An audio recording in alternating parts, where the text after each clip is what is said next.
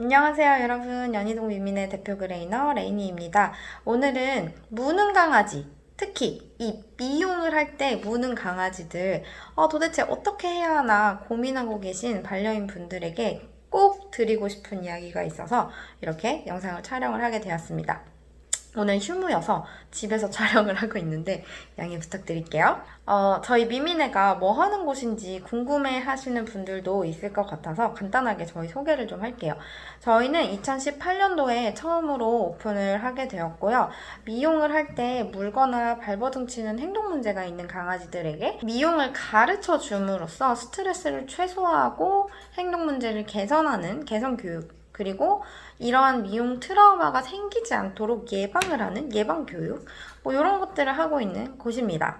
제가 이 일을 하면서 정말 많이 들었던 질문이 있어요. 저희 강아지가 미용을 할 때 매우 사납고 무는데 미용해 주시나요? 저는 3년 내내 이렇게 말했어요. 미용을 할 때 물거나 발버둥 치는 강아지는 미용을 하시면 안 됩니다. 라고요. 왜 안 되는지 지금부터 설명을 드릴게요. 미용을 할 때 물거나 발버둥 치는 강아지들은요, 미용사를 우습게 봐서 또는 내가 서열이 더 높다고 생각을 해서 아니면 아이가 너무 사나워서 이런 게 아니라요. 정말 그 상황이 자신을 죽이려는 행위. 그러니까 너무 이 상황이 공포스럽고 불안하고 스트레스를 엄청나게 받고 있는 상황이기 때문에 공격성을 보이는 경우가 대다수입니다. 여러분, 거꾸로 한번 생각을 해볼게요. 어떤 미지의 생명체가 덩치가 막 나보다 60배는 더 커요. 그런 미지의 생명체, 알 수가 없어. 이 거인 같은 생명체가 내 팔다리를 모두 움직이지 못하게 꽉 붙들어 매고서 알 수 없어. 근데 너무 무섭게 생겼어. 막 전기톱 같은 거 들고 내 다리 쪽으로 막 이걸 가져다 대요. 여러분들 어떠실 것 같아요? 아마 이 상황이 정말 너무 무섭고 너무 벗어나고 싶어서 막 발버둥을 치시겠죠. 안간힘을 쓰면서 여기서 탈출을 하고 싶잖아요. 그런데 만약에 여러분 주머니에 권총이 한 자루 들어있었다고 생각을 해봅시다. 그러면 여러분들은 이 괴물을 빵 싸서 쓰러뜨린 다음에 당연히 그 상황에서 벗어나려고 하지 않으실까요? 강아지들도 똑같습니다. 그런 상황인 거예요. 그러니까 자기가 가지고 있는 최고의 무기 뭐예요? 이빨밖에 없잖아요. 물어야지 어떡해. 이 상황에서 도망가야 되는데. 제가 굉장히 존경하는 동물 행동학자이자 수의사이신 소피아잉 선생님께서 쓴 책이 있어요. 거기에서 이런 모습으로 사람들을 표현을 했는데요. 한번 볼게요.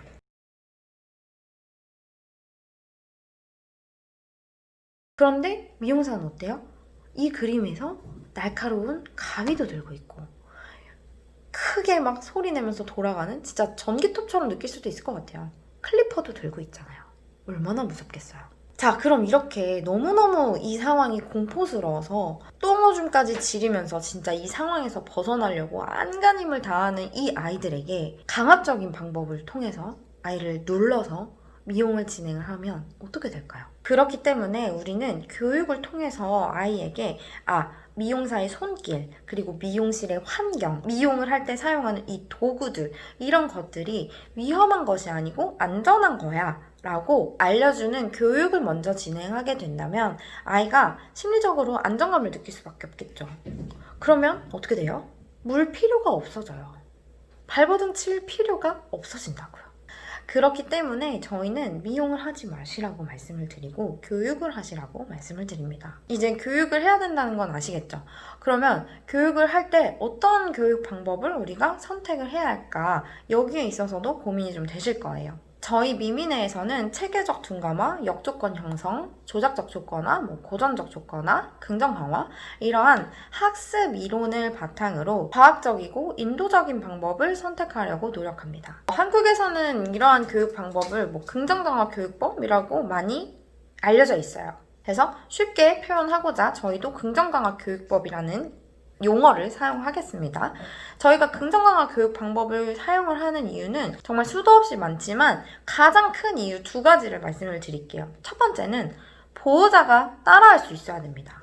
반려견 교육에 있어서 반복 교육은 정말 중요하고 불가피해요. 그렇기 때문에 트레이너가 사용하는 교육 방법을 보호자가 집에서 그대로 실천할 수 있어야 하는데, 배를 뒤집어 깐다거나 탭을 위에 목을 누른다거나 이런 교육 방법은 보호자님이 따라하시기가 너무 어려워요. 왜냐면 첫 번째는 안전하지 못하고요. 두 번째는 가슴이 아파요. 가슴이. 자, 이게 무슨 말이냐면, 여러분, 미용을 할 때 공격성을 보이는 친구들 있죠? 그냥 한 번씩 간헐적으로 나오는 이런 아이들이 아니라 진짜 엄청난 친구들도 있어요. 정말로. 이런 아이들한테 강압적인 방법을 통해서 뭔가를 하려고 하죠? 아이들이 더욱더 공격적으로 이 상황을 벗어나고자 합니다. 그런데 집에서 보호자님이 물려가면서 강아지를 이렇게 교육을 할 수 있을까요?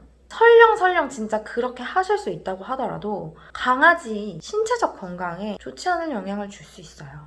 그러니까 서로가 안전하지 못한 교육 방법이라는 거죠. 그런데다가 반려견은 진짜 내가 사랑하는 가족이나 다를 바가 없잖아요. 이런 아이들에게 과연 보호자님께서 아이가 똥오줌을 누면서 혀가 파래지고 침을 막 줄줄 흘리는 그 상황을 보고 있을 수 있겠냐는 거예요. 가슴이 아파서 못 봐요. 못 해요. 그러니까 결국 이런 강압적인 교육 방법은 보호자님께서 따라할 수가 없다는 얘기고, 지속적인 교육이 불가능하다는 뜻이 됩니다. 아니, 그러면은 교육을 못 하는데 당연히 행동이 수정될 수가 없겠죠. 미미네에서 긍정 강화 교육법을 사용하는 두 번째 이유는요, 가장 효과적입니다. 긍정 강화만이 답이야 라고 말씀드리는 건 절대로 아니에요. 긍정처벌, 홍수법 이런 것도 어쨌거나 학습 이론 중에 하나이긴 하니까요. 그런데 제가 진짜 실제로 사용을 해봤을 때 가장 리스크가 적고 돌아갈 일이 없는 안전한 방법이에요. 미용을 할 때 강아지 심리 상태가 어떻다고 했죠, 제가? 그냥 단순히 무서워 이런 게 아니라 진짜 내가 죽임을 당할 것 같은 그 정도의 공포를 느끼는 거라고 말씀을 드렸잖아요. 근데 그렇게 공포를 느끼는 강아지에게 더 무서운 방법으로 겁을 주면서 그 미용을 하는 상황을 더욱더 공포스럽게, 더욱더 혐오스럽게 만드는 것이 과연 좋은 영향을 줄 수 있을까요? 우리가 어떤 걸 선택을 할 때 가장 위험성이 적은 걸 선택을 하잖아요. 이 미용이 싫어서 발버둥치고 무는 개들에게 목을 조르거나 꽉 눌러서 움직이지 못하게 하는 행위들은요, 리스크가 너무 커요. 어떤 위험성이 크냐면, 아이들이 학습된 무기력에 의해서, 학습된 무기력은 그런 겁니다. 내가 도저히 어떤 행동을 해도 이 상황에서 벗어날 수가 없어. 그럼 어떻게 돼요? 포기를 하게 되죠.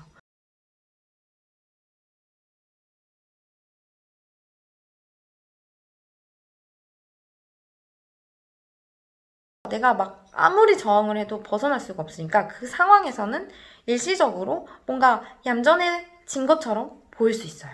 빠른 시간 안에 행동이 수정된 것처럼 보일 수 있습니다. 근데 문제는 이 과정에서 만약에 더 큰 트라우마를 남긴다면 어떡하죠? 실제로 저희 미미네 교육을 받으러 오시는 분들 중에서는 이러한 강압적인 교육 방법을 통해서 미용 행동 문제를 개선을 하시려고 노력을 하시다가 오히려 아이한테 진짜 씻을 수 없는 상처를 남기고 공격성이 더욱더 강해진 상태에서 방문을 하시는 경우도 많아요. 처음에는 귀 청소하는 거, 발톱 깎는 거 이런 것만 거부했던 아이인데 일상생활에서 이제 보호자님 손길까지 거부하는 거예요. 왜냐면 나는 사람한테 좋지 않은 일을 당했잖아요. 그러니까 손만 뻗어도 이렇게 하면서 경계를 하고 이런 부작용이 있다는 거예요. 그런데 긍정 강화 교육 방법은 이런 리스크가 정말 적어요. 그렇기 때문에 가장 효과적이라고 말씀을 드리는 겁니다. 보호자님들께서 긍정 강화 교육 방법 하면은 시간이 너무 오래 걸리지 않나요? 라고 많이들 하시는데요. 저희는 그럴 때 이렇게 답변을 드려요. 시간이 오래 걸릴 수 있습니다. 그러나 적어도 돌아가지 않는 방법입니다. 그래서 가장 느리지만 가장 빠른 방법이에요. 라고 말씀을 드립니다. 자, 그러면 미용을 할 때 무는 강아지 도대체 어떻게 해야 될까요? 이런 얘기 진짜 많이 듣거든요. 일단은 제가 반복했던 얘기인데요. 미용을 중단하세요. 미용을 하지 마세요. 미용해달라고 미용실에 가지 마세요. 교육을 할 수 있는 전문가를 만나십시오. 그리고 집에서도 물거나 으르렁거리거나 짖으면서 달려들거나 이러한 행동이 나오는 미용 관련한 것 들 전부 중단하세요. 미용 행동 문제가 있는 친구들에게는 체계적 둔감화와 역조건 형성을 함께 사용해서 교육을 해주는 것이 가장 효과적이고 안전하고 리스크도 적은데요. 뭔가 말이 좀 어렵긴 하지만 개념 자체는 진짜 쉬워요. 쉽게 말해서 강아지가 으르렁거리거나 물거나 무는 신용을 한다거나 도망을 간다거나 이런 뭔가 거부 반응이 있는 미용 관련한 행위를 거부 반응이 나오지 않는 정도 선에서부터 교육을 시작하는 거예요. 이게 바로 체계적 둔감화입니다. 예를 들어서 우리 강아지가 빗질을 싫어한다면 테스트를 한번 해보는 거예요. 내가 빗을 집어 들었을 때 반응 어떤지, 들고 다가갔을 때 반응이 어떤지 이런 것들을 테스트를 한번 해보시는 거죠. 근데 우리 집 강아지가 잘 관찰을 해봤더니 빗을 이렇게 집어 들자마자 휙 도망을 가요. 그리고 내가 이 빗을 들고 접근을 했더니 으르렁거리기 시작을 해요.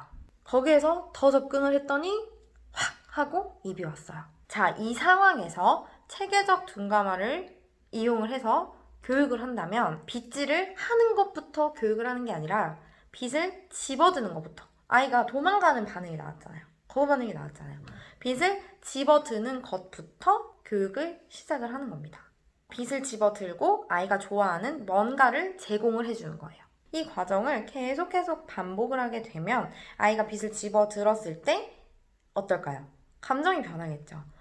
저 빗을 집어들고 나면 엄마가 언제나 맛있는 간식을 주었어. 또는 내가 좋아하는 산책을 나갔어. 또는 내가 좋아하는 장난감을 주었어. 이렇게 아이의 감정 상태가 바뀌게 되면 그 다음 단계로 넘어갑니다. 이제는 빗을 강아지의 몸에 가까이 이렇게 대어보는 거죠. 대어보고 좋아하는 거, 대어보고 좋아하는 거.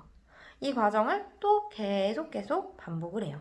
이런 식으로 아이에게서 거부 반응이 나오지 않는 자극의 단계들을 설정을 하고 점진적으로 접근을 하는 방법을 체계적 둔감화라고 하는데요. 이 체계적 둔감화는 가장 리스크가 적은 방법이에요. 부작용이 생길 가능성이 가장 적기 때문에 저희는 이 방법을 채택을 하고 있고요. 문제는 이 개념 자체는 굉장히 쉬운데 자극의 강도를 설정하고 또 올바른 타이밍에 보상을 해주고 이 부분에 있어서 보호자님들께서 많이 어려움들을 느끼세요. TV에서 봤으니까 한번 따라해볼까? 했다가 실패를 하시는 거예요.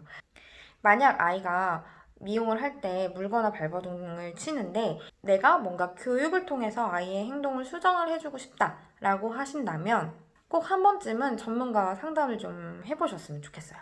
이 적절한 자극의 강도를 설정하는 방법, 올바른 보상의 타이밍 이런 것들을 직접 배우신 다음에 실행을 하시면 훨씬 효과가 좋거든요.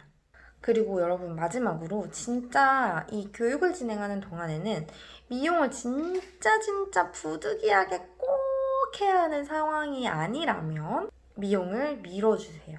이게 무슨 말이냐면 교육을 하는 과정 중에 발바닥이 털이 이렇게 자랐다거나 발톱이 좀 자랐다거나 눈앞에 털이 자라났다거나 미용을 해야 될 것 같은데? 라고 생각이 드실 수 있거든요. 그런데 아이의 상태가 미용을 아직은 받아들일 수 없는 상태라면 일단은 미용은 미루셔야 됩니다. 아직 교육이 다 끝나지 않아서 미용을 받아들일 수 있는 상태가 아닌데 미용을 진행을 하게 되면 다시 한번 뭔가 좋지 않은 경험을 하게 됨으로써 우리가 여태까지 열심히 교육해서 만들어 왔던 이 신뢰 이런 것들을 깨버릴 수가 있어요. 그렇기 때문에 여러분 미용을 최대한 미루셔야 됩니다. 최대한. 제가 이렇게 말씀을 드리면은 보호자님들께서 아니 근데 어떻게 몇 달씩 미용을 미뤄요? 미용 안 하고 어떻게 살아요? 이렇게 말씀하시거든요. 근데 진짜 한번 곰곰이 생각해보세요. 제가 이렇게 여쭤봅니다. 내 반려견은 미용이 필수인 견종인가요? 털이 무한정 자라나는 견종인가요? 아니면 털이 일정 길이까지만 자라고 더 이상 자라지 않는 견종인가요? 혹시 지금 내 반려견이 미용을 하지 않으면 정말 심각한 수준의 건강 문제가 생길 가능성이 있나요? 털이 막 엄청나게 엉키고 온몸에 피부병이 났다거나 아니면은 막 발톱이 이렇게 자라서 패드를 찔러 큰 질병이 생겨서 막 수술을 받아야 될 것 같아. 이런 정도라면 당연히 미용을 해야죠. 그런데 대부분의 경우에는 이렇게 심각한 질병을 야기하는 문제는 거의 없어요. 그리고 그런 상황이라면 충분히 다른 방법을 통해서도 미용이 가능합니다. 예를 들어서 어떤 약물, 약간 졸린, 감기약 먹었을 때 졸린 느낌 있죠? 그 정도로 약간 졸리게 한 상태에서 미용을 진행하는 방법도 있고, 아니면 마취하는 방법도 있어요. 그런데 이 마취하는 방법, 약물을 사용하는 방법은 어때요? 지속 가능성이 없잖아요. 언제까지 마취할 거예요? 그쵸? 그렇기 때문에 이거는 횟수가 제한적이에요. 계속 마취할 수 없어요. 리스크가 있잖아요. 그러니까 약물을 복용을 하거나 마취를 하거나 해서 그 꼭 필요한 진짜 부득이한 상황에서 미용을 하되 이 친구의 행동 문제가 해결이 될 수 있도록 교육을 지속을 해야 된다는 거죠.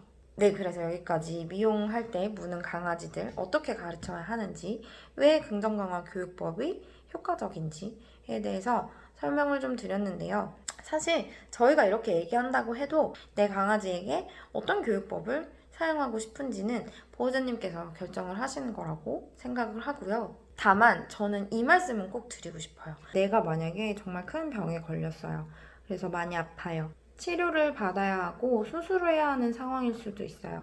이런 상황에서 여러분들은 어디를 가시나요? 나를 너무 사랑하고 아끼고 교감하는 우리 부모님, 민간요법을 너무너무 많이 잘 알고 있는 우리 할머니, 나랑 평생을 함께하기로 약속한 내 배우자? 아니죠.